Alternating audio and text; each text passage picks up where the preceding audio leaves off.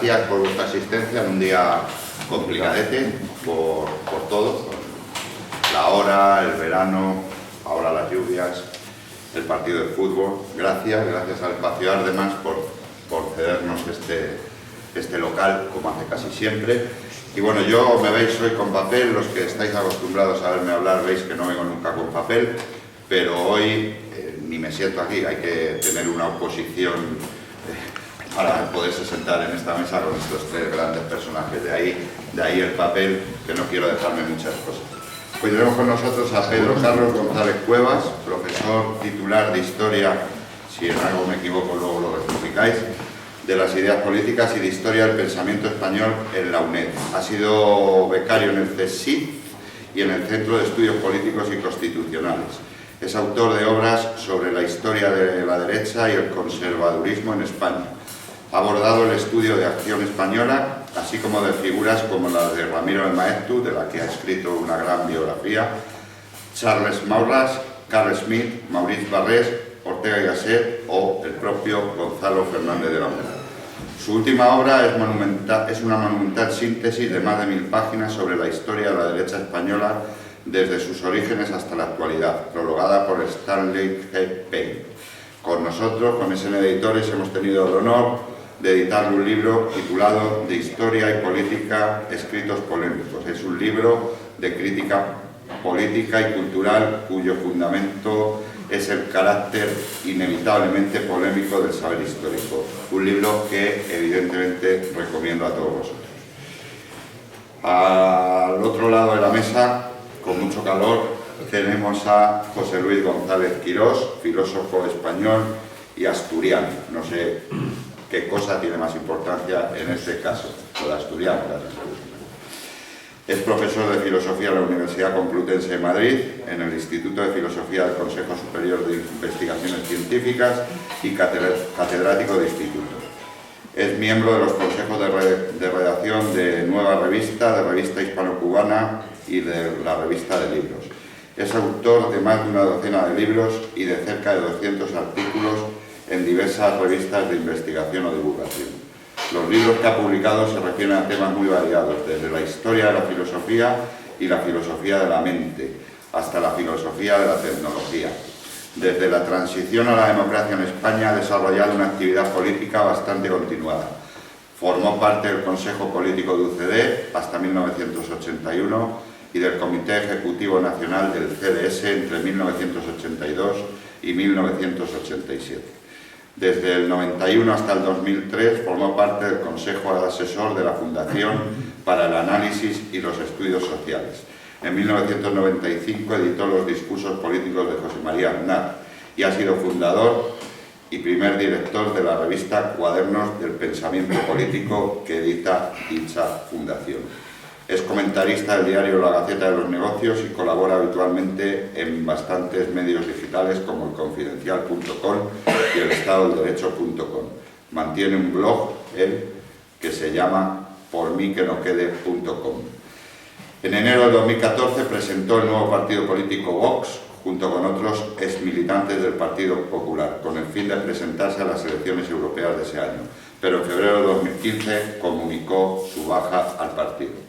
Y en el centro tenemos a Gonzalo Fernández de la Mora, hijo del homenajeado hoy, que si me permites, la introducción la voy a hacer sobre tu padre, si no te importa. Gonzalo Fernández de la Mora falleció en 2002, fue un dirigente clave de lo que llaman el tardofranquismo, que ocupó la cartera de Obras Públicas a partir de 1970, bajo la presidencia de Luis Carrero Blanco y hasta 1974.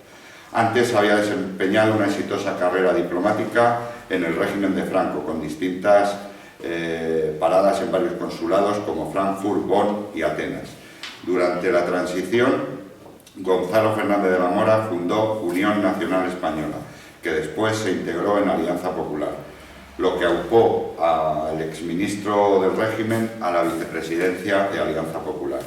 El periodismo de aquella época lo situó dentro de los denominados grupo de los 7 magníficos de Alianza Popular junto a los otros fundadores del partido. Etiquetado, ya sabéis de qué manera, como uno de los inmovilistas del régimen, Fernández de la Mora abandonó Alianza Popular cuando Alianza Popular recomendó el voto a favor de la Constitución. Gonzalo Fernández de la Mora es padre de 4 hijos, Isabel, Juan Luis, Sandra y el propio Gonzalo.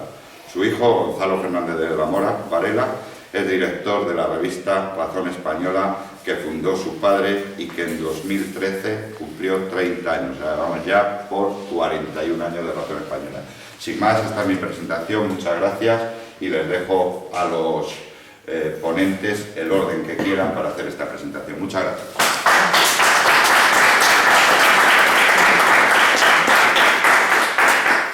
¿Quién empieza? ¿Yo? Bueno, ante todo, primero, dar las gracias a CDN por la publicación de este libro y también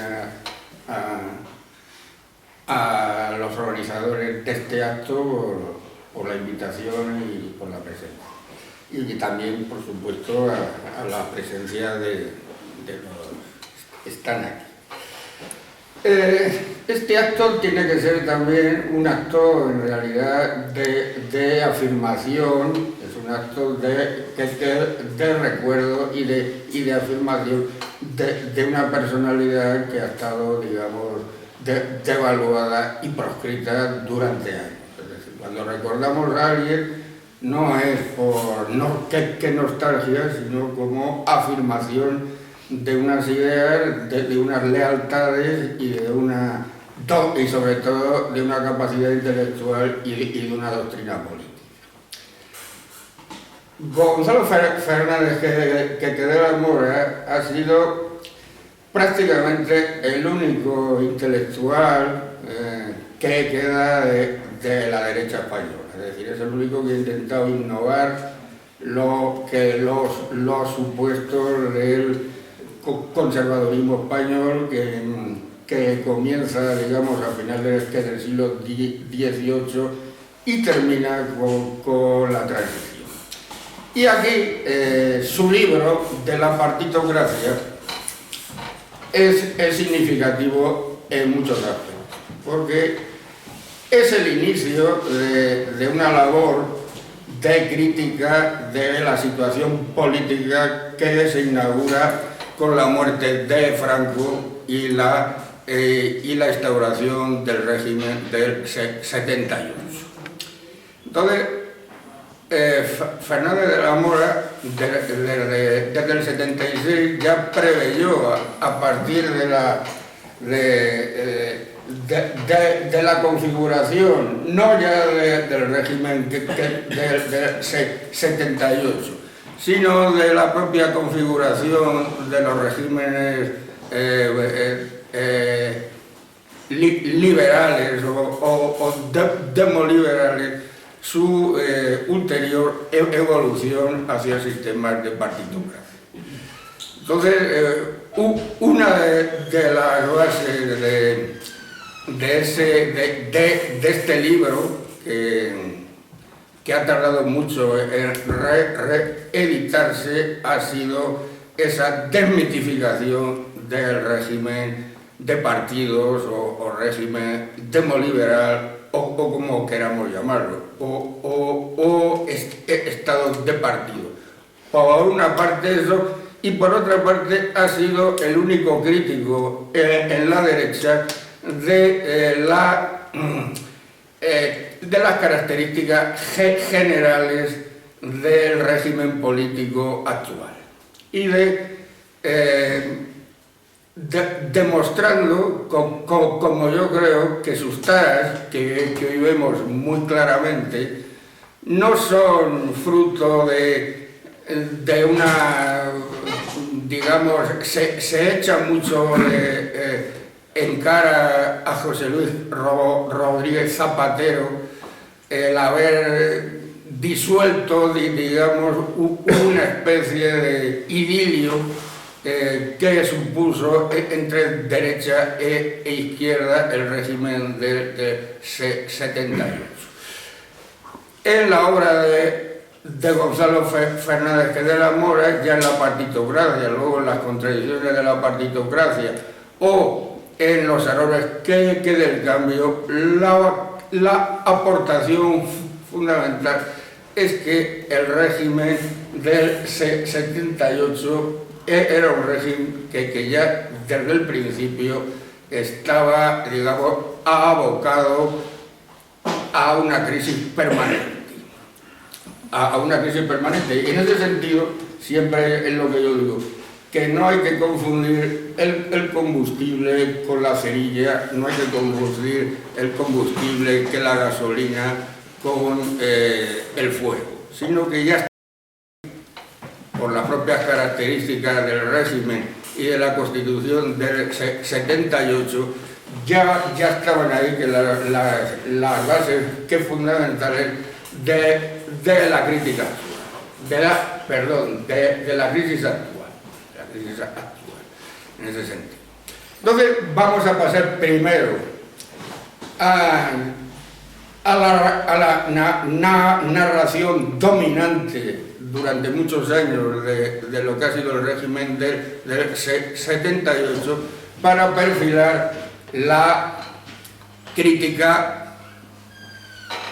que comienza, que muy pronto, de Fernández que da la mora a esa narrativa y a esos fundamentos. En primer lugar, el régimen del 78 tiene por base que la democracia liberal es el régimen político ya por excelencia de la situación contemporánea, que eso es lo que en un momento dado dijo en mayor o menor medida Francis Fukuyama cuando habló del fin que de la historia, digamos que el liberalismo era pues el límite del pensamiento político contemporáneo, algo que ya había atisbado Benedetto Croce en algunos de sus escritos políticos.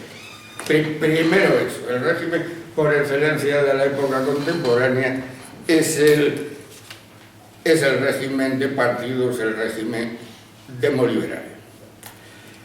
Luego hay otra lectura, otra característica del régimen del 78, es que es la apología total del sistema autonómico, el que se ha llegado a hablar de que era, digamos, el sistema natural, la constitución natural de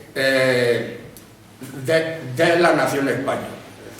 Era digamos, se había conquistado ya que la base para acabar con el problema de los nacionalismos.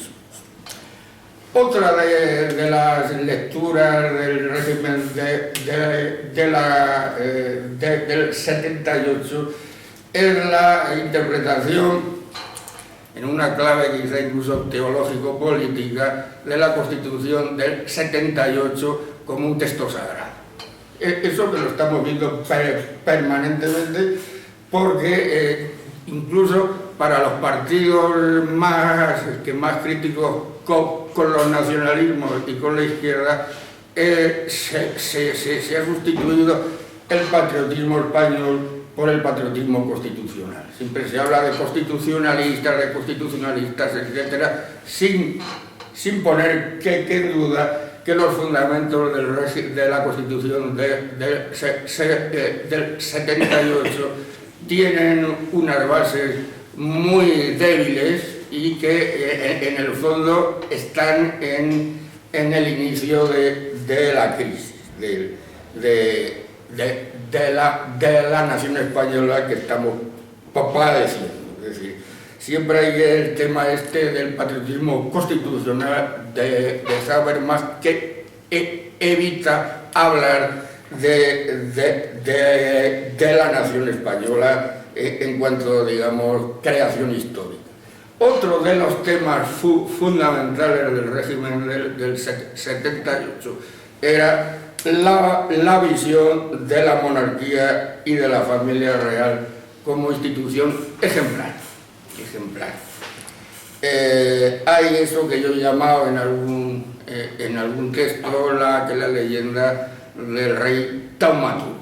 Ya saben ustedes, si han leído la obra de Marc Bloch, Los Reyes Taumaturgos, que había una costumbre que no existe que en España, pero sí en Francia, de que el rey, para que legitimarse, ungía que a los enfermos con escrófulas y por su propia mano tenía virtudes tan taumatúrgicas que les curaba.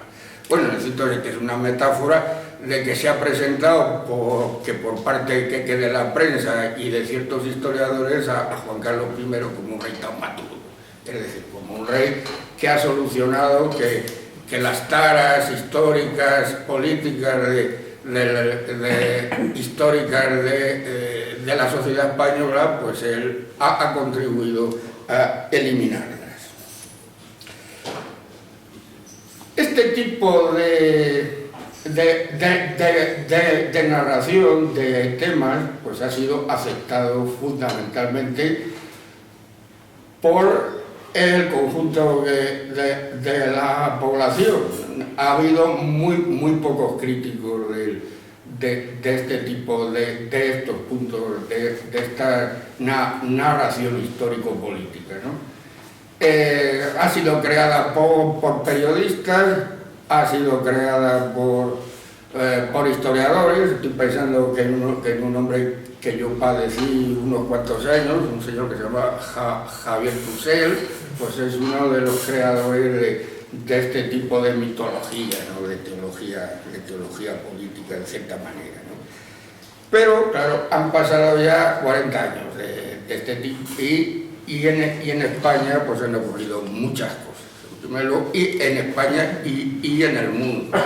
Bueno, pues lo del fin de la historia, pues ya se demostró que no tenía ninguna base, que a partir de la destrucción de las Torres Gemelas, no solamente que la historia que no había acabado, sino que adquiere nuevos perfiles y que surgen nuevos sistemas políticos que no están en la onda demoliberal. Se está hablando de las democracias iliberales, ¿no? que tampoco las democracias iliberales tampoco es una cosa nueva en realidad, porque eso lo podemos ver ya en los jacobinos o en el propio régimen de Napoleón III en la Francia de mediados del siglo XIX. Pero que ha habido una ruptura en el sentido de el imaginario político que social ya no ve en la democracia que liberal el telos, el último grito en lo que es de la teoría política. Estoy hablando de Europa y de Estados Unidos. En los demás países, evidentemente, nunca ha ocurrido eso. Es decir, las tradiciones liberales y demoliberales en África, en Asia, etcétera, nunca han tenido, demasiada vigencia. Entonces, la gran aportación tiene otras, es decir, de Gonzalo Fernández de la Mora, como crítico que ideas, como filósofo político, como creador de nuevas pautas que de legitimidad y de una teoría funcional del Estado, es una cosa que habrá que seguir estudiando. Pero una de las grandes aportaciones es la crítica, prácticamente solo de los fundamentos ideológicos e incluso históricos del régimen del 78.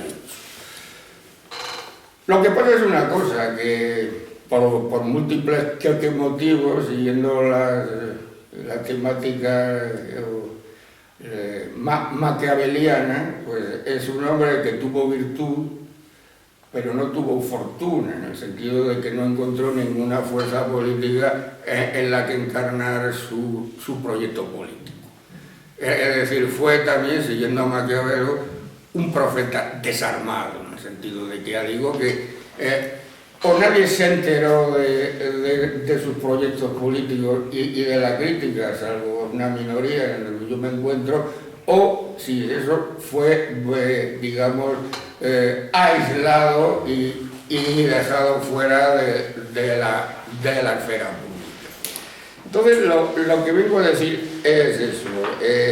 Primero, la crítica de Fernández Queque de la Mora a la democracia liberal. Es una desmitificación desde un punto de vista de realismo político que sigue por que sigue las teorías de Pareto, de Mosca, de Schumpeter y Aron. ¿Qué es lo que entiende? ¿Qué es lo que la democracia liberal realmente? Pues es una organización de oligarquías competitivas. Entonces hay que desmitificar eso. En segundo lugar, bueno, pues está que la crítica, que fue uno de los pocos que rechazó la Constitución del en el sentido de que preveyó de que muchas de las cosas que han pasado, pues las preveyó él desde el principio, ese rechazo por el sistema, digamos, que instauraba partitocrático, por el sistema autonómico y reconocimiento del término que nacionalidades, por la monarquía, que no se perfilaba con ninguna autonomía política con respecto a los partidos políticos, etc. Y luego también, pues, una crítica moral, por ejemplo, que se ve en sus memorias, pues, a la actuación del rey Juan Carlos, que en ese momento estuvo muy criticada por otros, y que de nuevo tengo que hablar de Javier Tussell, pero que que demostró que era totalmente cierta. Y también que la aportación que hace Fernández de la Mora es no quedarse en la mera crítica, sino que da alternativas que se está viendo que pueden ser positivas, pero difícilmente asumibles por las fuerzas que de derecha. Una sería que la república presidencialista, otra sería los métodos antipartitocráticos que yo menciono en la crítica, en la introducción a esta obra. El neocorporativismo compatible con el pluralismo político, el sistema de coactuación, etc. No voy a hablar más, ya con esto yo creo que dejo claro que las aportaciones que para mí han sido las de Gonzalo Fernández de la Mora. Muchas gracias por su presencia.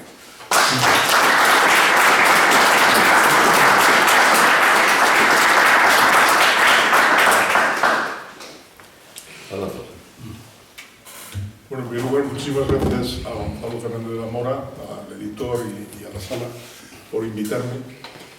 Yo hasta anteayer creía que tenía que venir aquí para otra cosa, porque no había visto la cartela y creía que íbamos a presentar el libro el último número de la revista de Gonzalo, Razón Española, en el que yo he escrito un artículo en el que lo que hago es recordar a quien he tenido por uno de mis principales maestros, probablemente incluso, si no el mejor, a la altura de cualquiera de los mejores, ¿no? Porque tuve la suerte de tratar con Gonzalo Fernández de la Mora prácticamente de manera semanal durante años y aprendí de él muchísimo. Entonces yo, en este número, pues lo que he hecho es recordar un poco su magisterio y referirme a su obra. Aquí estamos ante una cosa distinta y no me voy a salir del carril, porque eso me ha dado la oportunidad de volver a comprar el libro a través de Amazon, que es este servicio tan extraordinario. Me llegó el lunes y he visto que, bueno, pues la edición está mejorada respecto a lo que se disponía, hay unos añadidos muy interesantes y pues he tenido la ocasión de volver a leer el libro, el prólogo de volver a leer el libro, no entero ciertamente, porque las cosas me las he pasado un poco ¿cómo se dice? Diagonal. En diagonal, ¿no? Pero sí, las partes que no conocía sí las he leído el estupendo prólogo de Pedro Carlos. Y tengo que decir sobre este libro, bueno, me parece bien que se reedite, porque como creo que es necesario reeditar toda la obra de Fernando de la Mora y hacer posible digitalizarla, ¿no? A mí personalmente no me parece lo mejor de Gonzalo Fernández de la Mora. ¿Por qué? Pues en primer lugar porque es probablemente de sus escritos el menos original, al menos en mi impresión. Es decir, la crítica de los partidos es como la crítica de la humedad. O sea, los partidos, desde que se habla de ellos, se habla mal, porque es que no hay posibilidad alguna de hablar bien de los partidos. Los partidos es han constituido siempre, incluso en las sociedades en las que funcionan razonablemente bien, unas instituciones muy sometibles a críticas severas, ¿no? Desde que nacen los partidos en la Inglaterra del siglo XIX, Bolingbroke y compañía, ya está hablando mal del sistema, etc.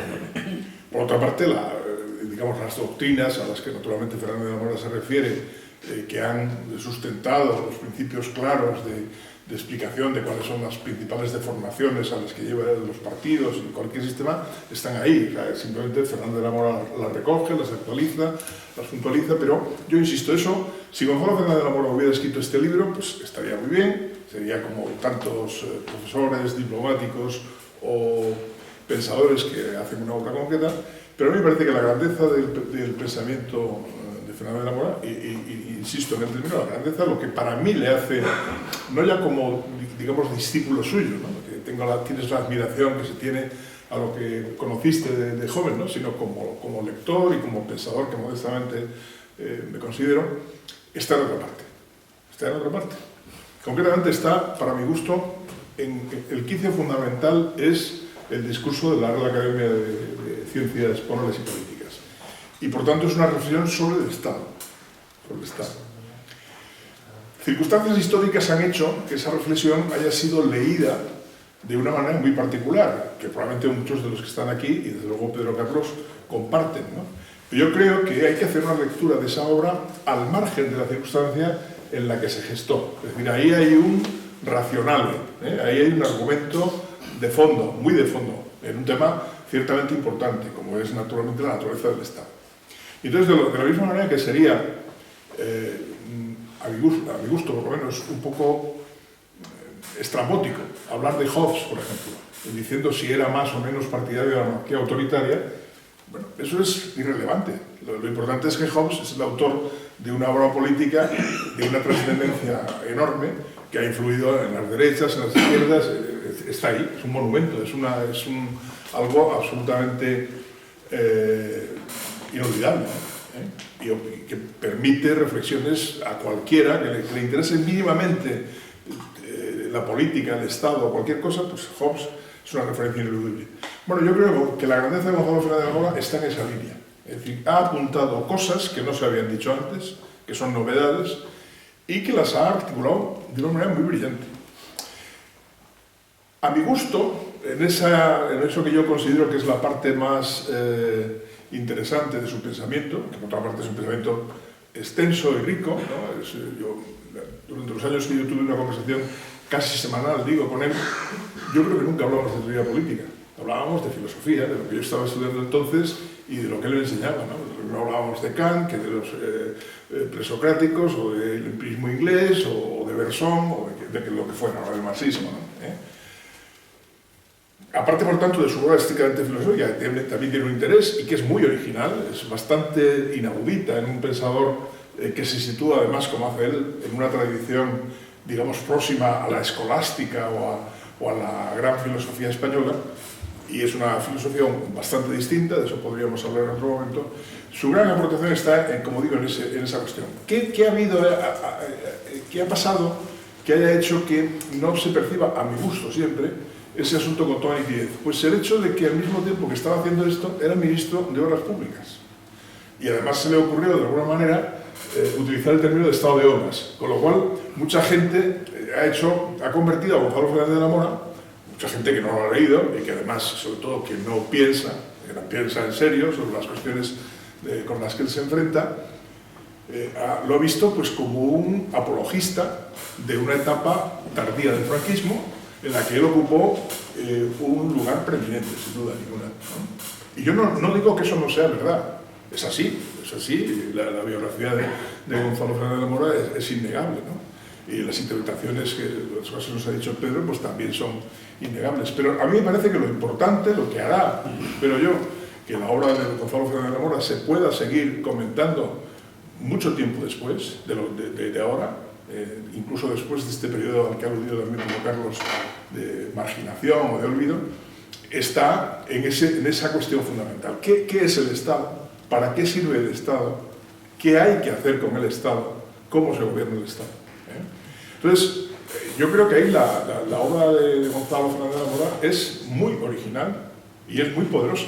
Y no ha tenido ciertamente digamos, la eficacia intelectual y política que podría tener, insisto, en el terreno de la filosofía política, no en el terreno de la política, de si aquí estamos mejor o peor, de si Juan Carlos fue bueno o malo o regular. Eso es lo que es y no quiero entrar en ello, porque además ya se ha expresado abundantemente un punto de vista bastante correcto sobre el asunto, ¿no? Me refiero a la posición importante que esas ideas pueden ocupar en un debate abstracto sobre la teoría política. Y yo entonces veo a Gonzalo Fernández de la Mora como un pensador que es, por supuesto, conservador, por supuesto, liberal, está en la tradición liberal. Es decir, su tesis es una tesis sobre la limitación del Estado. Aunque Gonzalo Fernández de la Mora haya tratado o haya citado o se haya relacionado y haya aprendido con pensadores, por ejemplo, pues como, ahora no me viene el nombre, Legaz, por ejemplo. Legaz. No me refiero a los españoles, me refiero al jurista alemán, amigo y enemigo. Carl Schmitt. Carl Schmitt, perdóname, es que la cabeza de uno ya no está para... Está lejanísimo de eso. O sea, Gonzalo Fernández de la Mora está situado en una posición mucho más liberal. O sea, él entiende que el Estado es, por naturaleza, limitado. Está limitado porque tiene unas obligaciones que cumplir, tiene unas funciones sociales. La obra de Gonzalo Fernández de la Mora, como corresponde a su formación, porque aunque él era filósofo, al final el hecho de... yo creo que uno de los grandes dramas de la España contemporánea, si me permiten exagerar un poco, es que Gonzalo haya escogido ser diplomático en lugar de ser catedrático, lo habría sido sin ninguna duda. Él en Río Arriba dice que, cosa que a mí me duele, pero que tiene toda la razón del mundo, que hombre, esto de verse todos los días repitiendo por la mañana la misma clase, pues que no le hacía mucha gracia, ¿no? Yo lo entiendo bien, ¿no? Pero yo creo que se ha perdido históricamente una oportunidad de que esas ideas fecundasen en los lugares donde tendrían que fecundar las ideas. No es que aquí fecunden mucho, ahora la universidad, como saben ustedes, se dedica a hacer convenios con Doña Begoña y cosas así, ¿no? Pero en fin, el lugar teórico para que un pensador político sea fecundo y pueda tener un trato dialéctico con sus discípulos, habría sido la universidad, y Gonzalo no estuvo en la universidad, ¿no?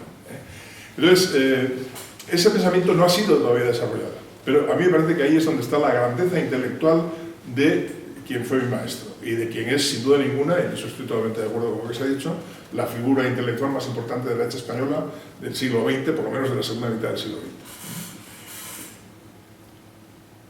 Sus críticas, acabo ya, yo me separé de él, no me separé, yo siempre fui amigo de él. Yo, por ejemplo, le invité a Gonzalo a una cosa que realmente muestra también su valentía personal. Esto no te lo he contado nunca, ¿verdad? No. Yo era secretario ejecutivo de la UCD, estoy hablando del año 78, 79, y entonces organizamos unas convivencias para debatir. Nos fuimos a Palma de Mallorca con un montón de periodistas y de pensadores, todos absolutamente pro transición, más bien gente de izquierda que de derechas. Invitamos a Gonzalo Fernández de la Mora, que vino allí con todo su valor y además en los debates ganaba casi siempre, porque una cosa de Gonzalo es que era demoledor.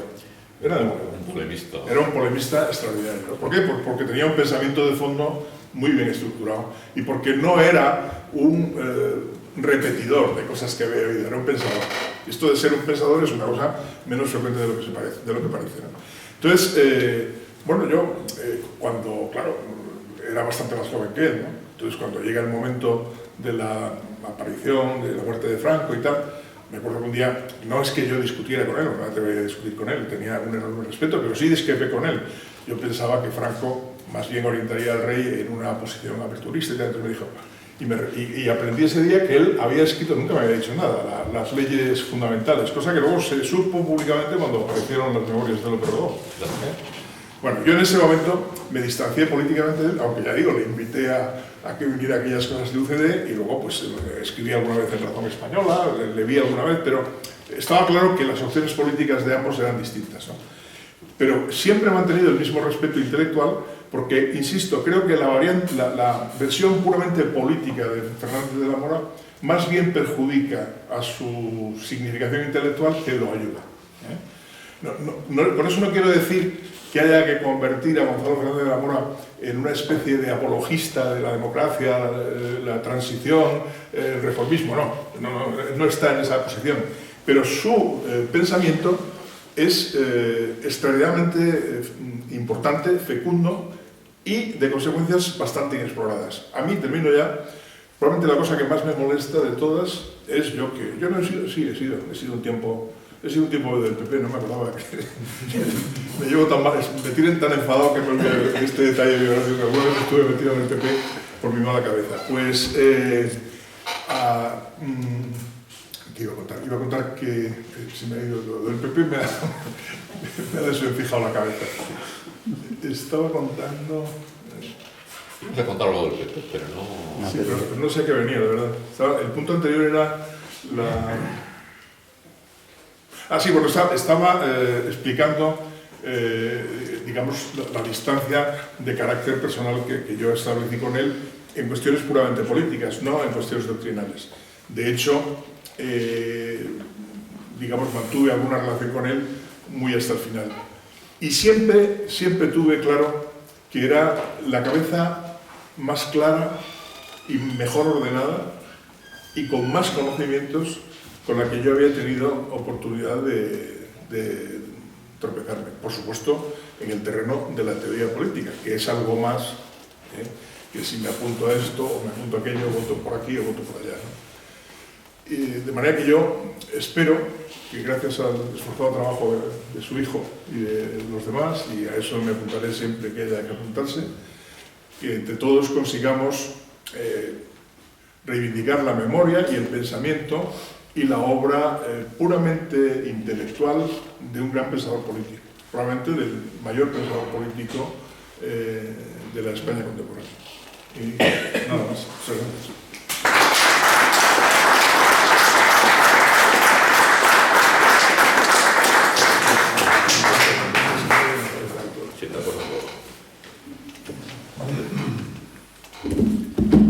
Bueno, muchísimas gracias por haber venido. Un día como hoy, en que toda España está pendiente de la televisión, es un sacrificio que para algunos habrá sido muy importante.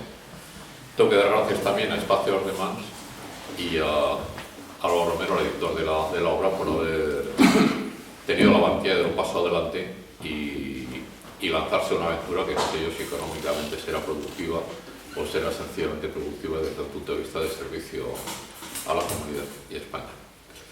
Muy brevemente, os voy a comentar lo que pienso de la partitocracia. En primer lugar, estoy plenamente de acuerdo con lo que acaba de decir José Luis, es decir, es un libro que no es un libro original. Es un libro que no tiene, yo diría, ningún elemento creativo. Es sencillamente presentar al público oculto español lo que los teóricos de la democracia modernos, en realidad empezando desde el 19, piensan sobre la democracia. Lo que piensan de la democracia, primero en su versión original, puede ser Locke o Rousseau, y lo que piensan en la actualidad. Y aunque este es un libro fundamentalmente académico, yo diría que es un libro además que es verdaderamente difícil de leer, tienes que tener una formación cultural importante para poder leerlo, es decir, no es un libro que esté al alcance de cualquiera, pero es un libro que, aunque no es original, es un libro de combate, es decir, se publica en el año 76 con el objetivo de dar a la clase culta española la posibilidad de saber lo que es de verdad la democracia. no lo que se cuenta de ella, sino lo que los modernos teóricos de la democracia piensan que es. Es un libro que, como también han dicho nuestros dos compañeros de la conferencia, no consiguió su objetivo. Es decir, yo diría que el 99% de los españoles piensa que la democracia es esencialmente lo mismo que contaba Rousseau y exactamente lo contrario de lo que piensan los teóricos modernos. ¿En qué consiste el libro? Voy a intentar reducir y explicar en 5 minutos. El libro contiene 4 o 5 secciones. En primer lugar, el prólogo de Pedro González Cuevas, que es, digamos, un análisis a la luz de lo que ha ocurrido en la España moderna comparado con lo que mi padre dijo que la Constitución del 78 iba a representar. En realidad el libro está escrito en el 76, no sé si había conocido la Constitución del 78, pero claro, a la vista de las fuerzas políticas que se habían configurado, él daba por hecho que lo que se iba a seguir era lo peor de lo que podía pasar en una democracia de partidos. Después del prólogo hay un estudio sobre las diversas formas de gobierno. No es solamente el estudio de la democracia, sino lo que es la teoría de hierro de la oligarquía. Cómo empieza, en qué consiste, y su tesis esencial, que es que la democracia como tal no es el gobierno por el pueblo, sino que es una forma de arbitrar cuál es la oligarquía que gobierna.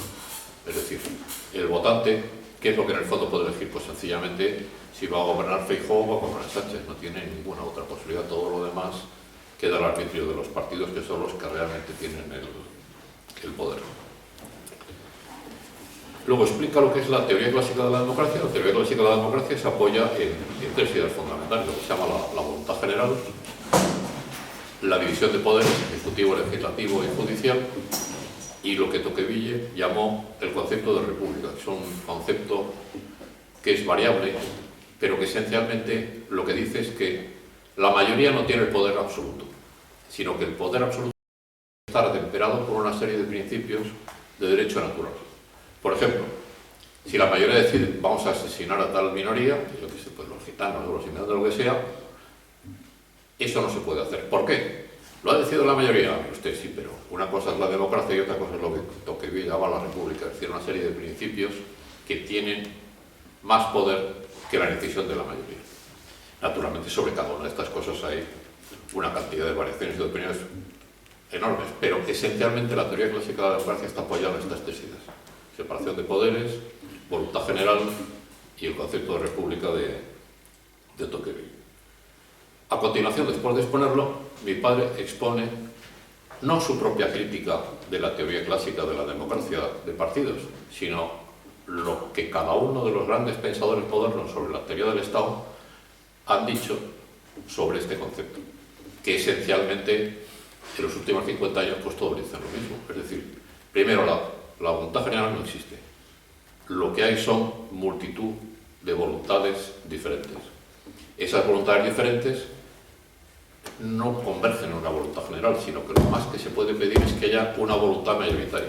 Pero claro, si aceptas el concepto de voluntad mayoritaria, ya estás falsificando el concepto inicial de la voluntad general. Es lo que quiere el pueblo. Usted, no. Hay que darse cuenta de que, por ejemplo, cuando Pedro Sánchez o Feijóo dicen es que el pueblo me ha elegido a mí, pues, si los dos dicen lo mismo, alguno de los dos se equivoca, o quizás lo que ocurre es que se equivocan los dos. Y en este caso se equivocan los dos porque entre lo que el votante quiere y el resultado final, es decir, la composición del Parlamento, hay una serie de filtros gigantescos. Que esos filtros son los que llevan al resultado final, que muchas veces no es la mayoría. Por ejemplo, supongo que todos sabéis que Trump en las elecciones de 2016, en que salió presidente, no tuvo la mayoría de votos. De hecho, tuvo 4 millones menos que Clinton, que era un 2% del electorado. Es decir, salió elegido la persona que los americanos habían decidido que perdiera. Es un este caso que se cuenta porque claro, es el más conocido, pero es un caso bastante general, es muy frecuente que la opción que gana es la opción minoritaria.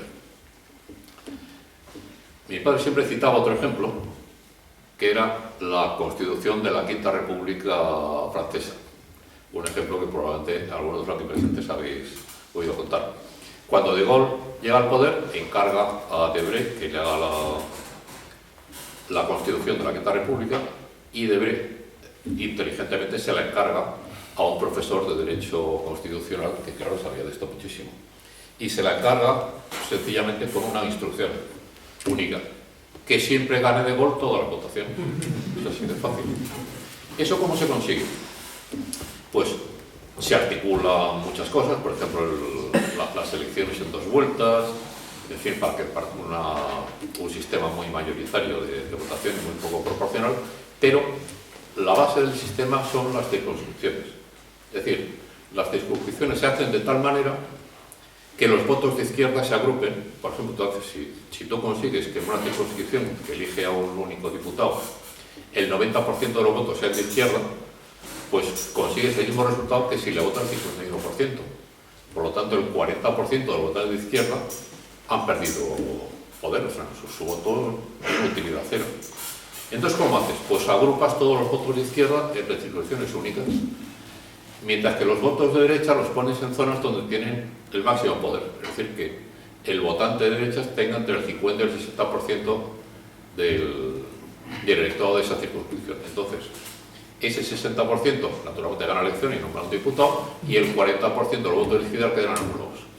Y en las circunscripciones donde gana la izquierda, el 40% de los votos de izquierda también quedan anulados, porque hubiera bastado con que hubieran tenido el 50%. Son 2 ejemplos clásicos de que no es la voluntad del elector la que se traslada a la elección de quién va a gobernar, sino es los artificios, los filtros que se definen por la clase de gobernante y que típicamente la mayoría de ellos se expresan en la Constitución. ¿Por qué es tan importante tener el poder en el momento de hacer la Constitución? Porque precisamente entonces eres tú el que defines esos filtros. Por eso él pensaba, y eso ya no tiene nada que ver con el libro de la partitocracia, porque no se habla de ello, él pensaba que la Constitución del 78 se iba a hacer atendiendo a multitud de criterios, y entre ellos fundamentalmente al de los partidos secesionistas. Y lo consiguieron plenamente, porque claro, las personas que tenían enfrente pues no se habían leído la partitocracia, y sus conocimientos sobre teoría política eran prácticamente nulos. ¿En qué consiste lo que ha pasado en el 78? Y esto no tiene nada que ver con el libro. Pues esencialmente que se ha hecho un sistema de circunscripciones y un sistema de voto proporcional que hace que al final la elección del presidente del gobierno se hace contando con una pequeña minoría que son los partidos secesionistas. Eso ha ocurrido multitud de veces en la elección de Aznar, por ejemplo, que a cambio de ser elegido entregó la educación en Cataluña en condiciones muy especiales, al modo que se prohibió de hecho enseñar en español en Cataluña. Pues al PP dice: no, mire usted, los pobres estudiantes catalanes, que les pase lo que tenga que pasar, pero claro, yo quiero ser presidente del gobierno. Luego Zapatero pasó lo mismo, se hizo el segundo estatuto catalán, y quiero contar a ustedes de lo que está pasando ahora con Sánchez. Yo, a cambio de ser presidente del gobierno, me usted lo que tenga que pasar, pues ahora. El segundo factor que define a una democracia es la separación de poderes: ejecutivo, legislativo y judicial. ¿Qué es lo que hace que una democracia deje de ser una democracia y se transforme en una partitocracia? Pues hay una serie de factores, pero el más importante es que el poder judicial queda controlado por los partidos. Una de las frases que se contiene en la partitocracia, es decir, en la teoría política tradicional, y tradicional significa, en fin, hablando desde Aristóteles o desde antes, ¿cómo se define una tiranía? Pues una tiranía es precisamente donde el autócrata controla los 3 poderes, y principalmente el judicial, cuando ya nadie puede actuar contra él por vía judicial, porque claro, los jueces son suyos, los ponen. No hará falta que os cuente que la convergencia o el control del Poder Judicial por parte de los partidos en España alcanzó un nivel que ya no es que sea partitocrático, por ejemplo. Es decir, es que ya es un nivel que cualquier persona razonable tiene que asustar, porque habéis visto ya hace 2 días, o ayer, no ahora cuándo ha sido, que ya ha llegado al punto de declarar a Maleni inocente. En fin, que era un caso que ni los más pesimistas, y yo entre ellos, podíamos imaginar que podría llegar a pasar. Es decir, es directamente el presidente del gobierno pues decide lo que los jueces deciden, sin la más mínimo matiz, hombre, tal, lo intentan. No, sencillamente da la orden y los jueces ejecutan. Las consecuencias de la partitocracia es el capítulo siguiente. Se ha hablado aquí bastante de ello, no voy a hablar, solamente añadir una idea a lo que ha comentado Pedro, que es la degradación de la ética pública. Muchos de nosotros decimos, oye, pero ¿qué es lo que está pasando? ¿Qué es barbaridad? Pues se pierden los valores. Mi padre hace un análisis, que tampoco es original, o sea, hay multitud de debates sobre el tema, en el que se explica que para la democracia de partidos es muy importante la desaparición de la ética pública, porque la ética en el fondo es una defensa frente al poder. El poder toma tal decisión que es obviamente inmoral. Por ejemplo, Maleni es inocente. Entonces, un pueblo que tiene principios morales automáticamente se siente ofendido por esa decisión y dice, oye, tanto los que son de un bando como los de otro dicen, oye, por aquí no puedo pasar. Pero claro, si la ética ha desaparecido, el control de la población por parte del poder se hace mayor. Y la última parte del libro es los correctivos a la partitocracia. Mi padre pensaba que es prácticamente imposible evitar que una partitocracia avance hacia niveles cada vez peores de partitocracia. No sé si decir prácticamente imposible, pero muy difícil. Y que esos niveles cada vez más avanzados de partitocracia llevan de forma casi implacable a la pobreza, a la disolución de todas las partes posibles de la sociedad y por lo tanto finalmente a la anarquía. Y luego añadiré que también pensaba que una vez que se llegaba a la anarquía, que es un poco lo que está pasando en algunos países de Sudamérica, de la América española, venía gobiernos autoritarios, porque la población, cuando llega por ejemplo al caso de El Salvador, en que las bandas dominan la calle, pues dice, a mí ya no me diga usted si esto es democracia o deja de serlo, yo lo que quiero es que las bandas desaparezcan.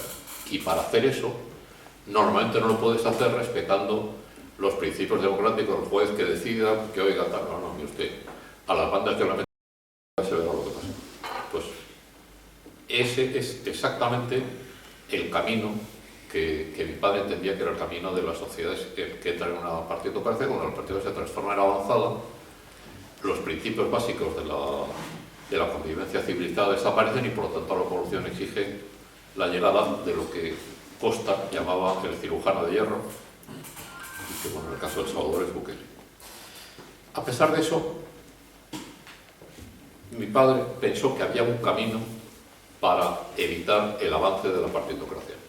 Ese camino, que es el motivo por el cual hemos vuelto a publicar La partitocracia como primer paso en la revisión de las obras de mi padre, que si Dios nos da fuerza, vamos a intentar que se haga con todas las obras, incluyendo las obras, digamos, creativas desde el punto de vista intelectual, pero hemos pensado que en el momento en el cual está España, es importante que la clase culta primero se dé cuenta de dónde estamos, de hacia dónde vamos y cuáles son las posibilidades de mejora que tenemos. Muchas gracias por vuestro tiempo.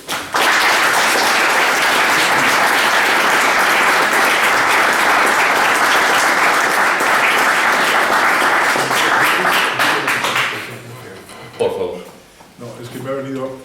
Hoy he tenido un mal día, porque he estado por la mañana de burocracias, que es una cosa que a mí me desquicia por completo. Llevaba las 15 escrituras debajo del brazo, están 2 notarios, eso puede acabar con cualquiera. Y luego he tenido que comer con unos argentinos, tampoco es precisamente un plato de gusto, ahora que no soy de ninguno, pero espero. Entonces estaba en mi cabeza que ya no rige muy allá, pues se me ha ido la idea. Pero lo que les quería decir es que la cosa que más me irrita es que en algunos ambientes, digamos, teóricos del PP, a veces se aluda a Gonzalo Fernández de la Mora como el responsable de la política tecnocrática, o sea, como un pensador tecnocrático. Yo creo que esto es una estupidez. O sea, en ningún momento se puede hacer esa apreciación. La obra de Gonzalo Fernández de la Mora, incluso la obra estrictamente política, de política concreta, no de teoría del Estado, teoría de la razón, está llena de indicaciones de lo contrario. Si la política no es valiente, si la política no es clara, si la política no es decisiva, no es política. Entonces, a mí, que algunos hayan querido justificar determinadas etapas, especialmente oscuras a mi gusto, del gobierno del Partido Popular, digamos, poniéndose, tenuemente, pero poniéndose bajo el amparo de que esto es la herencia de Fernández de la Mora, me parece particularmente irritante. Esa es la idea que se me había ido antes de la cabeza y disculpen. Pasamos al turno de preguntas. No sé si tenéis alguna. Por favor. No he podido evitar acordarme, cuando comentaba el contenido del libro, de González Trevijano. No sé qué opinión tenía su padre sobre él, si llegaron a conocerse. Sí. García, ¿no? ¿De García Trevijano o García Trevijano. García. García Trevijano. García Trevijano. García.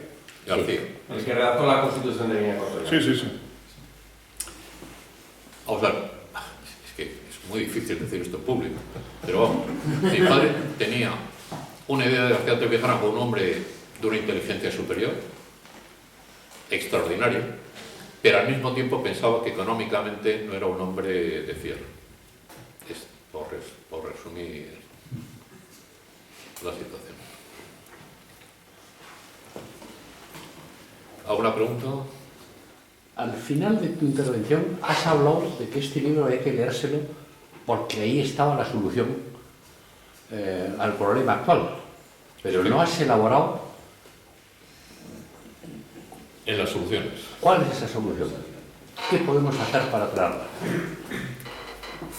El libro aporta 15 o 20 ideas para disminuir la intensidad del nivel de partitocracia e intentar acercarnos a lo que tradicionalmente se llamaba democracia.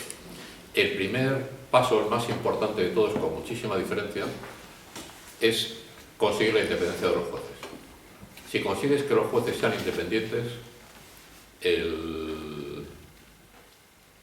los partidos no pueden ocupar una cantidad de poder excesiva, sencillamente. Constituye un valladar insalvable. ¿Cuáles son los medios? Esto ya no se dice en la partitocracia, pero mi padre lo comentó muchas veces. ¿Cuáles son los medios esenciales para conseguir la independencia de los jueces? El primero es suprimir el Tribunal Constitucional, que el Tribunal Constitucional, en la opinión de mi padre, no era un tribunal, por múltiples motivos. Se trata sencillamente de lo que él llamaba una tercera cámara legislativa. Es decir, pues no se ponen de acuerdo de lo que pasa, pues entonces vamos a elegir una tercera cámara, que es una cámara indirecta, pero claro, elegida es íntegramente por los políticos, que decida lo que pasa. Muchos de esos no son, no ya magistrados, sino jueces, es decir, son personas que no han entrado en un juzgado en su vida y que, pues sencillamente, están a la orden de los políticos que les han nombrado. El segundo factor importante es introducir un correctivo orgánico, de democracia orgánica, en toda la medida de lo posible. Pues, por ejemplo, las reuniones entre sindicatos y empresarios para definir las subidas de sueldo, para definir los convenios colectivos, pero no solo eso, sino conseguir que a través de la democracia orgánica los delegados elegidos por democracia orgánica ocupen puestos de poder. En su opinión, lo ideal hubiera sido que el Senado fuera elegido a través de la democracia orgánica, es decir, fundamentalmente sindicatos, patronal y municipios. La tercera base es impedir la corrupción. Claro, es una cosa fácil de decir y difícil de ejecutar. Pero él propuso varias ideas. La primera es que los políticos que mintieran cesaran en sus funciones, de modo legal. Si tú has conseguido que los jueces sean independientes, pues si un político dice una mentira evidente y no se autocorrige inmediatamente, es que me he equivocado y tal, inmediatamente cesan sus funciones. Pero no hace falta que os recuerde la multitud de mentiras que se dicen todos los días. Bueno, en el debate de Feijóo con Sánchez, pues Feijóo dijo, oye, pues que el PP no ha bajado las pensiones, por ejemplo. Pero en fin, múltiples. Él pensaba que una de las bases de que la democracia mejorara es que el votante estuviera informado. Y la mejor forma de que esté informado es evitar la mentira política. Que la mentira política, claro, adquiere unos niveles tan gigantescos en el mundo moderno que es prácticamente imposible encontrar una afirmación de un político que sea mínimamente veraz. Es decir, yo le he dado la amnistía a Puigdemont porque es la forma de normalizar la vida política en Cataluña. Bien, pero... O sea, y si tú hubieras sacado 7 diputados más, pues lo hubieras dado la amnistía a Puigdemont. O sea, es que es una mentira tan burda que es increíble.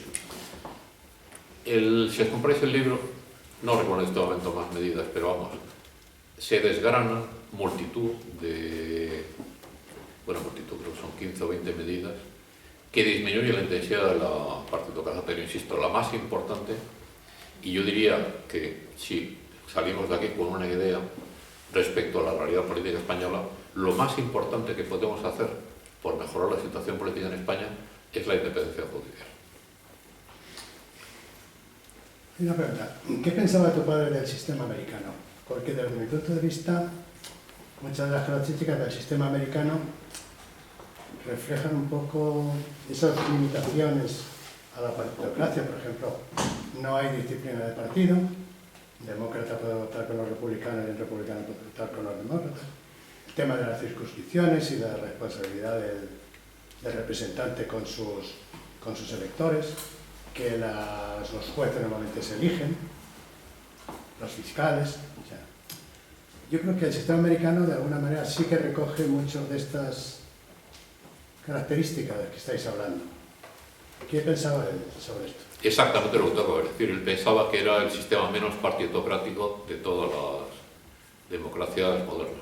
Precisamente por eso los americanos llaman checks and balance, es decir, las limitaciones de poderes entre los tres sistemas. Es decir, que los sistemas son verdaderamente independientes, judicial, legislativo y ejecutivo.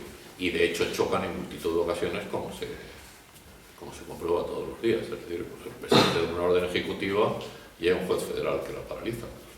Son toda una serie de cosas que claro, en el mundo español es inimaginable. O sea, que el Constitucional mañana va a decir que la amnistía es ilegal. No se le ocurre a nadie. Ni al rey. Bueno, el rey no existe. Podría pasar si en ese momento a Sánchez le conviene. Sí, ya se entiende. ¿Alguna pregunta más?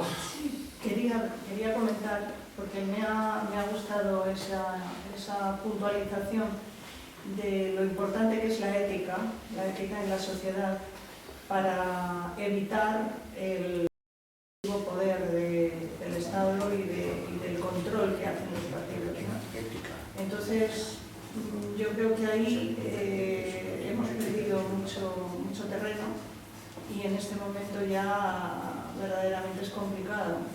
La pérdida de la ética y la pérdida de la calidad de educación. Porque cuando las personas no tienen suficiente criterio intelectual, pues es muy difícil que sean capaces de tener esa ética que les permita luchar contra lo que estamos viendo, ¿no? Entonces, yo les invito a los pensadores a que reflexionen sobre ello y aporten soluciones, porque yo desde luego, desde el punto de vista que tengo desde la universidad, veo que es complicado. Mi padre coincidía plenamente con esa idea. Lo que pasa es que él pensaba, lo que acabamos de decir, o sea, que los partidos están interesados en reducir el nivel cultural de la población, porque eso es parte esencial de su programa de dominio. Y lo han conseguido, ¿no? en mi opinión, sin Coincido duda. totalmente. A veces se ha planteado usted qué pensaría su padre si viera lo que está pasando ahora. Cuando leemos los libros de... Bueno, un libro que hemos pensado republicar es cuando él habla de los errores del cambio. Que no me acuerdo de la fecha, ¿te acuerdas de la fecha? Del 96, me parece, del 96. 82, yo creo que hablé de 82. Claro, las cosas de las cuales mi padre se quedaba horrorizado en aquella época, las lees hoy y dices, bueno, pero pues esto... Cada minuto. Pecata minuta. Pecata minuta. Parecerían insignificantes hoy, ¿no? Insignificantes, literalmente, claro, porque partíamos de una situación en multitud de áreas, empezando por el decoro político, en la cual se ha avanzado a tal velocidad que lo que parecía terrible en los años 80 y tantos o 90, hoy es una Está buena. ampliamente superado. Claro, ampliamente superado. Es otra palabra. No sé, yo por decir algo así más revolucionario, ¿no? Es la cuestión de que, bueno, la base de toda esa reforma intelectual y moral, en el fondo, porque Fernández de la Mora en el fondo era un pensador que sus raíces estaban, yo creo, en parte en el positivismo del siglo XIX, del más creativo, que es el de Ernest Renan. Ernest Renan tiene en 1872 un libro que se llama que la reforma intelectual y moral. Entonces, pero la base de las reformas intelectuales y morales tiene que ser política. Y sin un cambio político de las instituciones, pues eso pues no puede ocurrir. Entonces, que la base de eso, que ya sé que es duro y que es una cosa difícil para la derecha actual, es que había que cambiar el sistema político y acabar con la monarquía y instaurar la república presidencialista. Es decir, que la base de eso, que lo dijo él, es eso. Y tiene razón quien ha dicho también que su pensamiento con el sistema norteamericano. Ya sabemos que trasladar el sistema norteamericano a España es muy complicado, incluso yo creo que pensaba también en el francés, pero toda esa reforma de que hablamos, sin una reforma, sin una instauración de otro sistema político, según su pensamiento, pues era imposible. Esa es la cuestión. Creo yo, vamos, ¿no? Interpretaciones para todos los gustos. Bueno, yo creo que con lo que está pasando ahora, el régimen del 78 ya se ha caído totalmente. O sea, ahora ya yo creo que dentro del sistema no hay solución ya. Es mi opinión, ¿eh? No, sí, yo también lo soy creo. un poco pesimista, pero no sé. Pasa como... Yo soy, por lo contrario, muy optimista, no del régimen del 78, soy muy optimista, como creo que sería Gonzalo, histórico. Es decir, la política consiste, desde un punto de vista, en no saber lo que va a pasar mañana. Es decir, yo hoy he comido con esos argentinos que me están contando lo que está pasando ahí. O sea, a Milei lo ha votado un porcentaje altísimo, casi impensable, de las bases más bajas del peronismo. Porque ha habido un grupo de gente que no tiene nada que perder y ha dicho, ya está bien, o sea, no queremos más esto para nada. La Unión Soviética, que nos parecía en los años tal, una cosa, se fue al carajo. El Shah de Persia tenía el mejor ejército después de Estados Unidos y vino un clérigo que se instaló ahí y lo mandó a hacer puñetas. El propio franquismo era visto, yo tengo edad para recordarlo, en los años 60 como una cosa eterna. Y bueno, se disolvió como un azucarillo, es decir, ha pasado. Entonces, no, es normal ser pesimista, pero me parece que a largo plazo hay que ser optimistas. O sea, al final la gente acaba cayendo en la cuenta. Tarda mucho, porque en la política pasa lo mismo que pasa en la ciencia, que hay verdades, como las que explicaba Gonzalo Fernández de Mora, que son contraintuitivas. O sea, los que habéis estudiado física sabéis que una de las cosas difíciles para explicar física a los chicos y a las chicas es que hay que explicar cosas que parecen que son contrarias a lo que uno ve, ¿no? En política pasa un poco también. Entonces se tarda, los procesos son muy lentos, ¿no? Pero yo no creo, es decir, a Gonzalo Fernández ahora le ponía muy nervioso la idea de, que lo has comentado tú antes, la idea de este chico del fin de la Fukuyama. Es una cosa absolutamente un hegelianismo de quinta fila. No, la historia es impredecible y está sujeta, digamos, a la capacidad creativa de los seres humanos, ¿no? Estamos con frecuencia muy sujetados por los partidos, por las iglesias, por las tradiciones, por mil cosas, pero que de repente se desata una cosa y el mundo cambia. Sí, estoy de acuerdo en el sentido que lo dices. Yo digo que el sistema del 78, tal como se había configurado y que ha durado bastante bien estos 45 años, yo creo que en este momento ya está tan adulterado, tan pervertido y tan infiltrado que será difícil de recuperar. Habrá otra cosa, como tú bien dices, José Luis, probablemente a lo mejor surja otra cosa diferente. O no. ¿O no? O aguantamos otros 45. No, puede pasar de todo. Aguantamos. No, yo no, vamos. Hombre, Puede pasar de todo. hay ejemplos como Bélgica y sitios así que se pueden tirar sin gobierno durante meses, Y años, sí. Yo creo que casi años, O Italia. no pasa nada. O Italia. Yo creo que hay un momento en que ya también la política esto deja de ser tan determinante en la evolución de los países, me parece a mí. Además depende de que se llame, perdona, Isabel, Sí. el sistema del 78, porque tengo que decir una cosa que también es un dato empírico, pues ahora que don Gonzalo tenía un respeto absoluto. religioso. En España, la crisis política que más o menos comienza, pues si queréis, en el 2006, 2007, 2008, con Lehman Brothers y todo esto, ¿qué es lo que ha hecho? Que ya han aparecido un montón de partidos que querían cambiar las cosas. Ciudadanos, antes UPyD, Podemos, Vox está un poco fuera de ese ciclo, pero en el fondo también tiene que ver.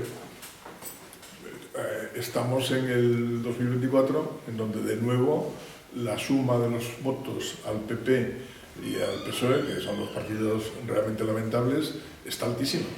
Es decir, que los españoles han aprendido que estos que venían a modificar probablemente son todavía peores que los anteriores, ¿no? O sea, quiere decir que si el sistema es la alternancia o la predominancia de una fuerza conservadora supuestamente liberal, que nunca lo ha sido, y una fuerza socialdemócrata o progresista, como le llaman, eso ahora mismo tiene bastante fuerza. No está acabado, ni muchísimo menos. Electoralmente hablando. De todos modos, el sistema es totalmente perverso. O sea, en lo que estás diciendo, al final todo lo fagocita el sistema y el sistema además, cuando tú viajas por el mundo, yo he tenido que trabajar mucho fuera de España y los problemas que tú ves en España son globales, en el mundo pasan las mismas cosas y dices, qué curioso, a todo el mundo se le ocurre lo mismo, no, todo está bastante orquestado. Entonces el sistema, con la Agenda 2030, con todas estas cosas, el sistema es perverso y el sistema nos tiene condicionados, o sea, o acabamos con el sistema, que no sé cómo, o esto no tiene mucha solución. Yo confío en que la tiene porque creo en Dios, pero sinceramente el sistema es totalmente perverso. Pero tú ahora estás hablando de un sistema distinto. No, estoy hablando del sistema que tenemos, estoy hablando del sistema liberal en el que estamos sumergidos, porque todo el liberalismo viene de una concepción ideológica, religiosa, antirreligiosa. Bueno, todo esto tiene su camino y todo el mundo opera en el mismo sistema. Unos con el acelerador más puesto y otros menos puesto. A mí en Costa Rica, la gente que pensaba bien me decía, joder, qué lástima, yo antes siempre miraba a España con buenos ojos y ahora cuando miro a España pienso lo que nos va a llegar a nosotros en 7 años. Cuando veían lo del aborto, cuando veían las cosas que pasaban en España. Y a ellos les alucina. De hecho, todavía se siguen escribiendo con nosotros y bueno, ellos ya también llevan sus caminos. Si es que todo está orquestado y todo suena igual. Y aquí la gente no es original, o sea, ¿por qué suena todo igual? Bueno. O sea, que eso de que luego de repente aparece alguien, no, todo está muy condicionado. Bueno, yo te he citado hechos históricos, hechos históricos que pasan... Sí, pero a lo mejor también han sido movidos en su momento por determinadas oligarquías o por determinados intereses. Bueno, es que a veces muchos hechos históricos que han aparecido en el mundo han sido temas de intereses a lo mejor de las naciones, Inglaterra, Francia y demás, que tenían intereses económicos en determinadas cuestiones petrolíferas y entonces, bueno, fomentaban ciertas cosas como han hecho. Sí, sí. Yo creo que deberíamos Ir a ver el cerrar, fútbol. me parece bien que ya. Muchísimas gracias. Gracias a